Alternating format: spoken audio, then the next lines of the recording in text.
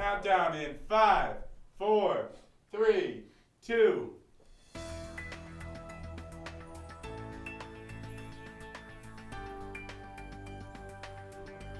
Tonight, a Canadian mayor goes on the record about his alleged crack cocaine use. You won't want to miss what this man has to say. Later on, we show you how the Chinese are getting praised for their new take on an old policy. Be careful what you say. The Supreme Court is allowing the NSA to continue tapping into domestic phone calls. Plus, protesters in France are taking the streets, claiming that taxes are far too high. Welcome to the MCTV Weekly News Update. I'm Kelsey Bradley. And I'm Allie Reed. Sit back as we take you through the news of the world. It is high for Toronto Mayor Rob Ford to step down after he admitted to smoking crack cocaine. At a heated meeting of legislators on Monday, Ford made a ground-sweeping appearance. He accidentally tackled a female counselor to the ground while running to assist his brother. Since taking office, Ford has admitted to buying illegal drugs. However, he refuses to resign and cannot be removed from the office by the council. Here's what Ford had to say.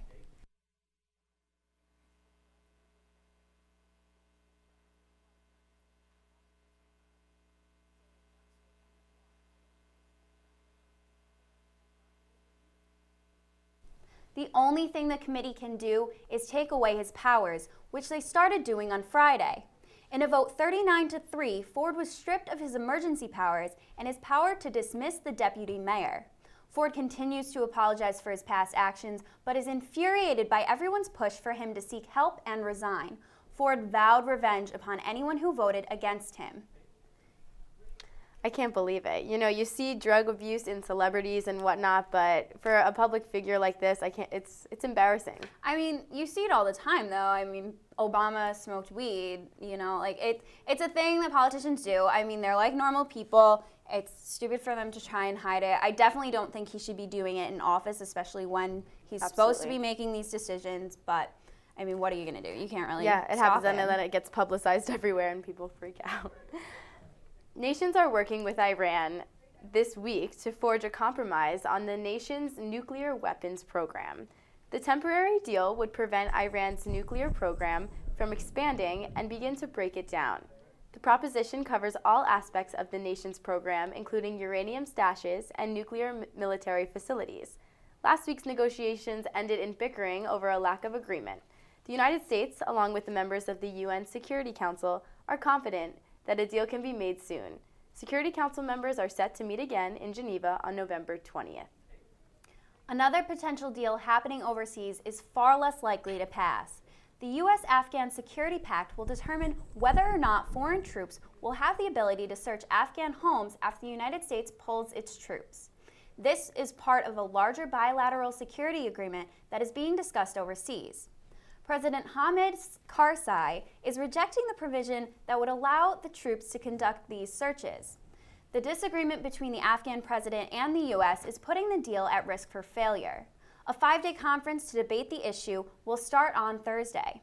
If an agreement is not reached by then, Karzai threatened he would broadcast his opinion during his opening remarks. An Afghan official says that if this happens, the entire document may be rejected. Also receiving negative attention is French President François Hollande. His support has reached an all-time low. As Jim Bitterman reports, it's because of his sky-high tax policies.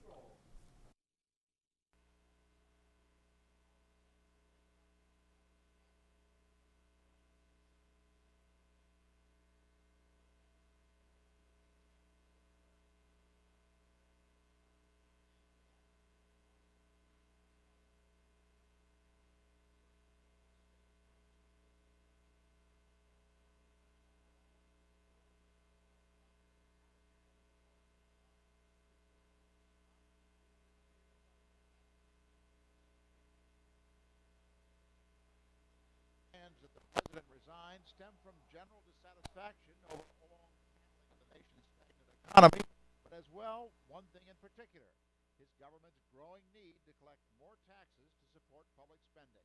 The taxation is, at a level which is quite impossible to bear. The expenses are still rising, and we have still, an increasing debt. increasing deficit and the growth is not still here. The head of the Employers Association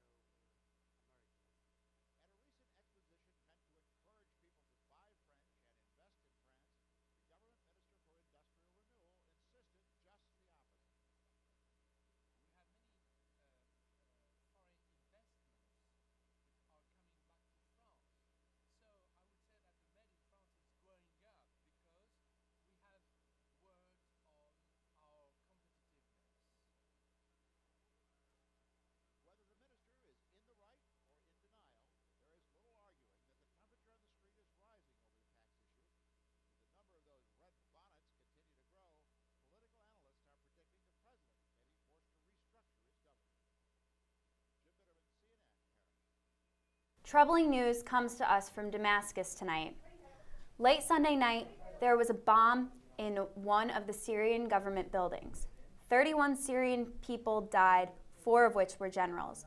According to the sources, the bombs were planted in the basement of the building, meaning opposition breached security at the base in order to place these explosives.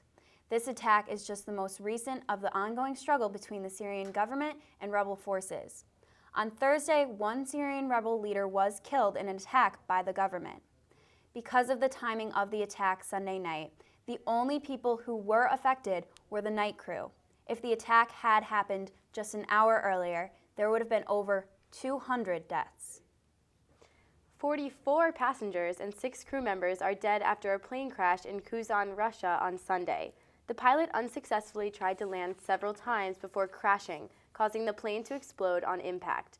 The crew said they were not ready to land the Boeing 737 due to the technical problems.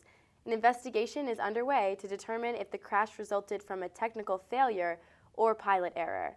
One journalist who had flown on the same aircraft earlier that day recalled a strong vibration moments before landing. A criminal investigation has also been launched due to alleged safety violations.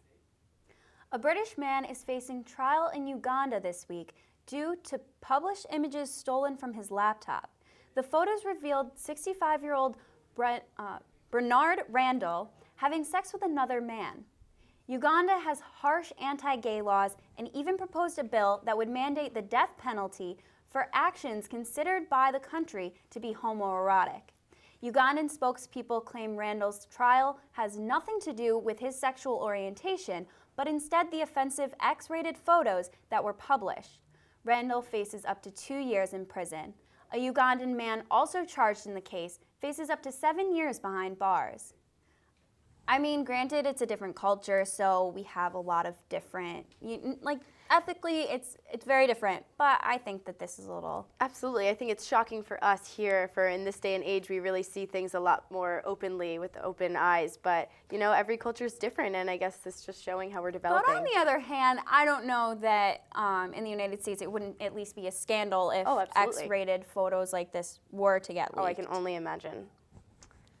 A hotel offers snoozes with fish, a tortoise takes a walk, and turkeys are getting glammed up for the big day. Those stories for you in today's Take a Look at This.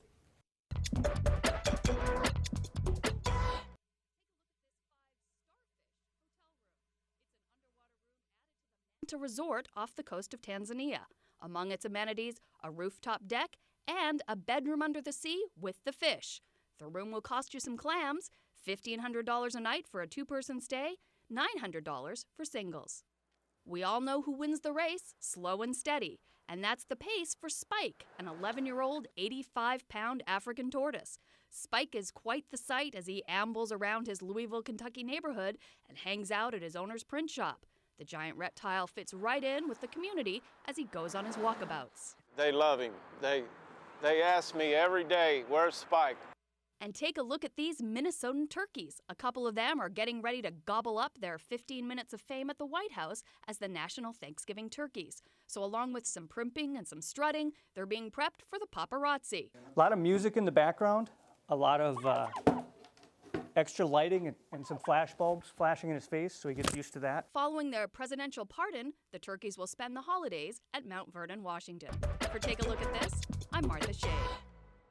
A street cleaner is on strike in Madrid, causing garbage to pile through the streets over the past 2 weeks. As a result, Mayor Ana Botella has been pressured by shop and hotel owners to intervene. National workers may be called in to resolve the problem because the municipal workers failed to do their job.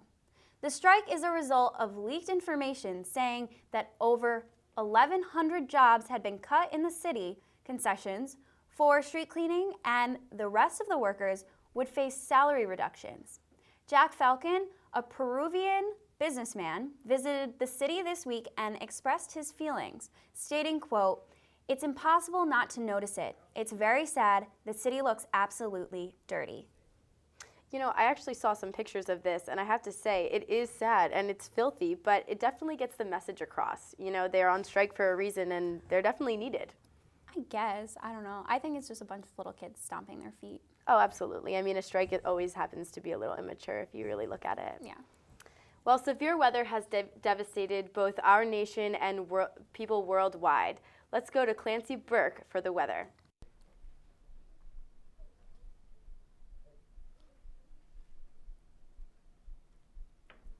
Thanks, Kelsey. As the Philippines begins to clean up and rebuild after the tragic typhoon that killed roughly 3,600 people and displaced nearly 4 million, countries around the world are offering to help with the relief effort. World Bank is offering a $500 million loan to the Filipino government, and comedian and popular satirist Stephen Colbert is instructing his Colbert Nation to donate to the Convoy of Hope relief effort. The group has already raised over $100,000 since he challenged them to out-donate China on November 14th. Although bleak, these contributions from around the world do give hope to the Filipino people.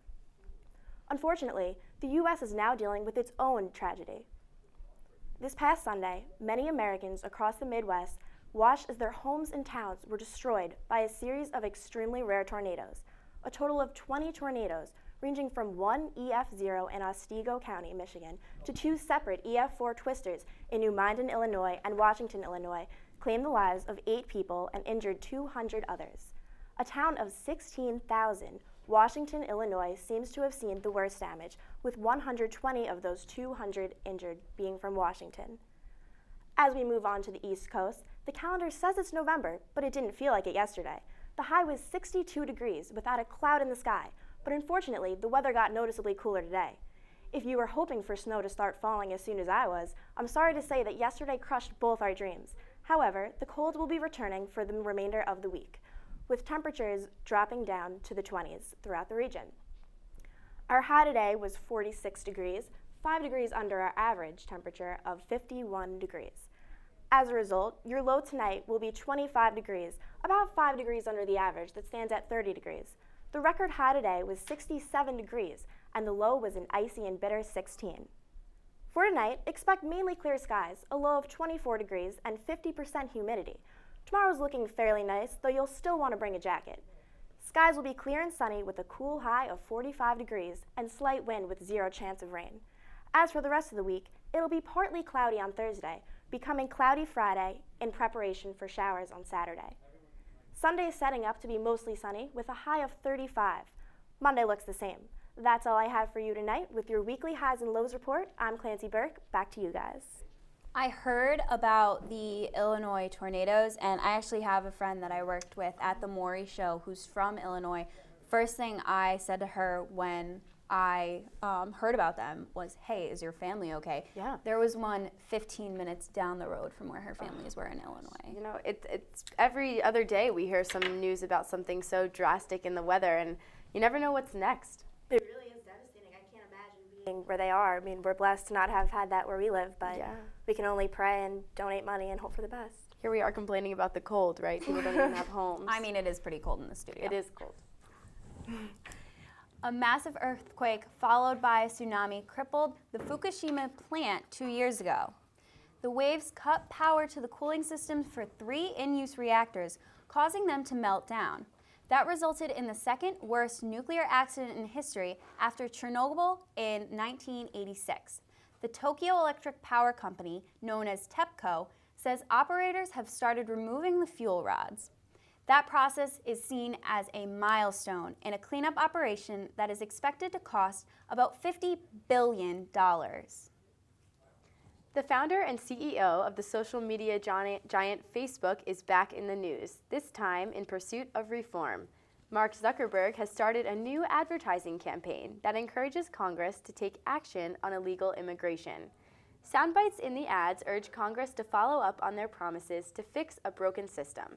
The attempt by Zuckerberg and his group has not fazed Boehner. Last week, he repeated that he has no intention of pursuing the bill. The media mogul believes that 11 million undocumented people is, quote, a lot of people whose lives can improve and make the country stronger. Chinese families are praising the government's decision to ease the one-child policy it has been imposing on millions of families for more than 3 decades. David Mackenzie explains why it has also been difficult for many of the one-children families produced by this policy.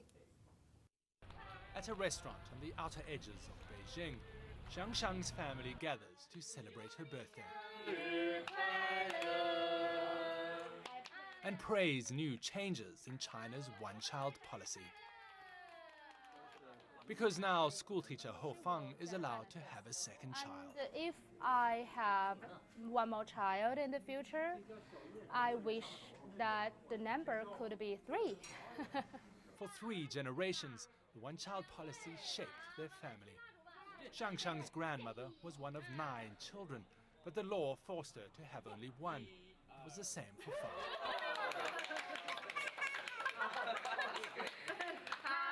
It made Xiang Xiang the center of their world, like in most Chinese families. But Feng and her husband remember their own childhoods. As far as I'm concerned, if she had a little brother or sister, it would be better for her, he says, because I'm an only child too. I was always lonely growing up. Millions of couples in China will now be allowed to have a second child. It's one of the most significant reforms to the one-child policy since the late 70s. But has the Communist Party acted too late? Internally, I'm very happy, excited. Unfortunately, at least for our family, I could not afford to raise one more child. Like many couples today in China, Feng says they are saddled with debt, struggling to handle soaring prices and expected to support their aging parents. As we get older, they're going to take care of all of us elderly, she says. How are they going to be able to do that? The changes in the one-child policy are meant to secure the future of China by giving a choice back to families. But for many, perhaps, it's a choice they cannot afford to make. David Mackenzie, CNN Beijing. Seems like you can order just about anything off the internet these days. Good Eggs is a new up-and-coming virtual farmers market. Shoppers can go on the site and browse through dozens of virtual stands for dairy, meats, baked goods, and more. They can also shop for goods by producer. Good Eggs is one of a handful of companies around the country that are tapping into the local food movement and making it more accessible with technology. As of now, Good Eggs is available in Brooklyn, San Francisco, New Orleans, and Los Angeles. Rob Spiro, one of its founders, said it is working on expanding its footprint nationwide. A pair of Housewives stars once again face real drama, and one of the stars of X Factor opens up about addiction and sobriety, in fact. Carl Azuz has your daily dose of entertainment news in today's Hollywood Minute. Set to release a new book Tuesday. In it, the 21-year-old opens up about her treatment for addiction, according to People magazine. The book, titled Staying Strong 365 Days a Year, is a collection of quotes and daily goals Lovato hopes will help others. Teresa and Giuseppe Joe Giudice from the Bravo television show The Real Housewives of New Jersey were each indicted on 2 additional fraud charges Monday. Back in July, the 2 were indicted on 39 counts that include conspiracy to commit mail and wire fraud, bank fraud, making false statements on loan applications, and bankruptcy fraud. Joe also faces charges for failure to file tax returns from 2004 through 2008. The couple is due back in court Wednesday. Hollywood A-lister Jennifer Lawrence talked about her struggles as a child. In a recent interview with French magazine Madame Figaro, the Oscar-winning actress revealed she underwent therapy for social anxiety. Lawrence said therapy did not work, but a short time later, she discovered her passion for acting and says her anxieties disappeared. For Hollywood Minute, I'm Carl Azus. UN agencies working to protect women say gender-based violence in Latin America causes more deaths and injury to women under the age of 45 than cancer, malaria, traffic accidents, or war.